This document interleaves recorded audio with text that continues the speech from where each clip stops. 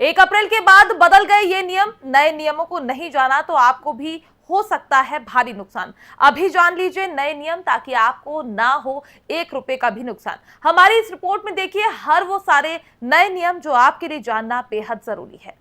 अप्रैल का महीना शुरू हो गया है। अगर आप पैसों का लेन देन करते हो तो आपको पता होगा कि अप्रैल महीने के अंदर कई सारे नए नियम आ जाते हैं। ऐसे में आपको पता होना चाहिए कि अप्रैल 2025 में सरकार की तरफ से कौन से नए नियम आ चुके हैं ताकि आपको किसी भी तरह से नुकसान ना हो। इसलिए अगर आप जानना चाहते हैं कि अप्रैल महीने में सरकार की तरफ से कौन से नए नियम लागू हुए हैं तो हमारी इस रिपोर्ट को अंत तक देखिए, क्योंकि सरकार की तरफ से इस बार अप्रैल महीने में कई नियम लागू किए गए हैं जिनमें बैंक और टैक्स से जुड़े सबसे ज्यादा नियम है। इसमें सबसे पहला नियम क्रेडिट कार्ड से जुड़ा है। अगर आप क्रेडिट कार्ड का प्रयोग करते हो तो एसबीआई समेत कई बैंकों ने क्रेडिट कार्ड पर मिलने वाले रिवॉर्ड को घटा दिया है। इसलिए इनके क्रेडिट कार्ड से लेन देन पर आपको इतना फायदा नहीं होने वाला जितना पहले होता था।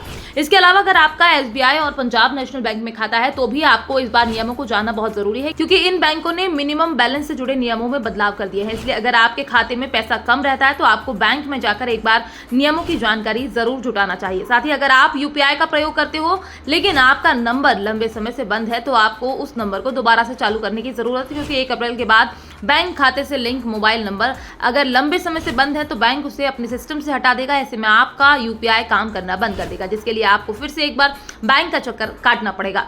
इसके अलावा अगर आप सीनियर सिटीजन हैं और बैंक में एफडी करवा रखी है तो 1 अप्रैल के बाद आपके लिए खुशखबरी है, क्योंकि सरकार ने नियमों में बदलाव करते हुए नए नियम बना दिए हैं, जिसके अंदर अगर आपको सालाना एफडी पर 1 लाख तक का ब्याज मिलता है तो आपके ऊपर किसी भी तरह का कोई टैक्स नहीं लगेगा। हालांकि सामान्य लोगों के लिए पुराने ही नियम लागू हैं। साथ ही कई बैंकों ने 1 अप्रैल से एफडी की ब्याज दरें भी बदल दी हैं। इसलिए एफडी करवाने से पहले एक बार फिर से ब्याज दरें जरूर चेक कर लें। सरकार के टैक्स स्लैब में बदलाव के चलते अप्रैल के बाद बैटरी से चलने वाले वाहन सस्ते हो सकते हैं, जबकि इसी तरह से 3000 सीसी से कम क्षमता वाली करें तो थोड़ी सस्ती हो सकती है। जबकि स्मार्ट मीटर, सोलर प्लेट जिससे सूरज की रोशनी से बिजली बनती है, इसके अलावा जूते, चप्पल और टीवी और बिजली से चलने वाले सामान थोड़े से महंगे हो सकते हैं। इसलिए अगर आप इनमें से कुछ खरीदने की सोच रहे हैं तो उसे जल्दी से खरीद ले ताकि आपको कीमतों में ज्यादा फर्क ना महसूस हो। हालांकि बजट के अंदर नई योजनाओं का जिक्र भी किया गया है जिसे आने वाले समय में लागू किया जा सकता है। इसलिए ऐसा बिल्कुल भी नहीं है कि बजट के अंदर हर वर्ग का ध्यान रखा गया है।